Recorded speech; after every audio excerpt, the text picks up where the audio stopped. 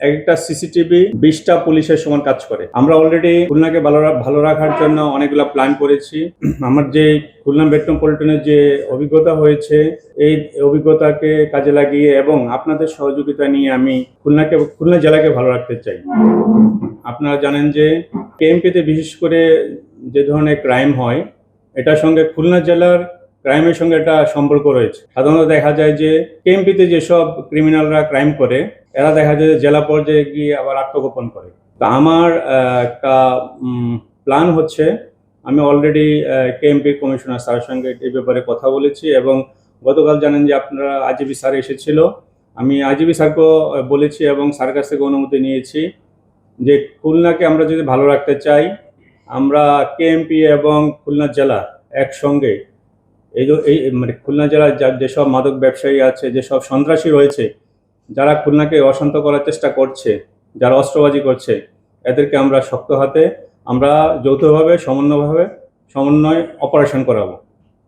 এবং আমরা already plan করেছি, যেখানে এইসব অস্ত্রধারীরা মাদক ব্যবসায়ীরা ব্যবসা করছে, আপনারা শুধু আমাদের কাছে তথ্য রয়েছে, তারপরেও আপনারা যেহেতু এই এলাকারই সন্তান, আপনাদের কাছে আমাদের চেয়ে আরও বেশি তথ্য রয়েছে।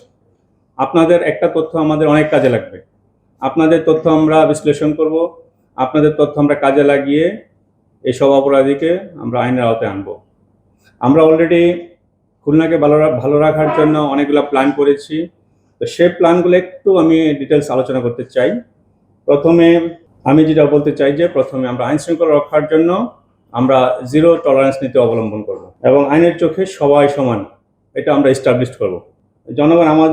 জনগণের জন্য আমরা যে নীতি অবলম্বন করেছি, আমরা হব মানবিক পুলিশ এবং অপরাধের জন্য হব আমরা সবচেয়ে কঠোর।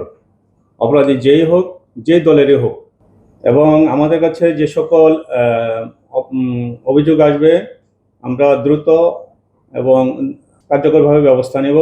আমাদের স্বচ্ছতা এবং জবাবদিহিতা আমরা নিশ্চিত করব। শিশু ও নারীদের জন্য আলাদা ভিকটিম সাপোর্ট সেন্টার আমরা স্থাপন করার চেষ্টা করব। আপনারা দেখেছেন যে এগুলো মেট্রোপলিটনে রয়েছে, কিন্তু আসলে জেলা পর্যায়ে এভাবে আমরা এখনো এস্টাবলিশ করতে পারিনি। পরিবেশ আমরা পরিচ্ছন্ন এবং আধুনিক করার চেষ্টা করব। বিট পুলিশিং ওইভাবে আসলে জেলা পর্যায়ে অ্যাক্টিভ নেই, তো আমরা সেগুলা বিট পুলিশিং আমরা আরও কার্যকর করব। জনগণের সঙ্গে আমরা নিয়মিত মত বিনিময় সভা করব। আর সিসিটিভি আসলে একটা সিসিটিভি 20টা পুলিশের সমান কাজ করে। একটা এলাকায় 20 জন পুলিশ যে কাজটা করে, একটা সিসিটিভি সেই কাজ করে। এখন অপরাধপ্রবণ এলাকাগুলোতে আমরা সিসিটিভি স্থাপনের জন্য কার্যকর ব্যবস্থা নেব। আর বিশেষ করে অপরাধ দমনের জন্য আমরা নাইট পেট্রোল, মোবাইল পেট্রোল এবং চেকপোস্ট কার্যকর করব, আরও জোরদার করব। মাদক এবং সন্ত্রাসের বিরুদ্ধে আমাদের বিশেষ অভিযান চলবে। থানায় দুর্নীতি এবং হয়রানি বন্ধ করতে হবে এবং সে ব্যাপারে আমাদের কঠোর অবস্থান থাকবে।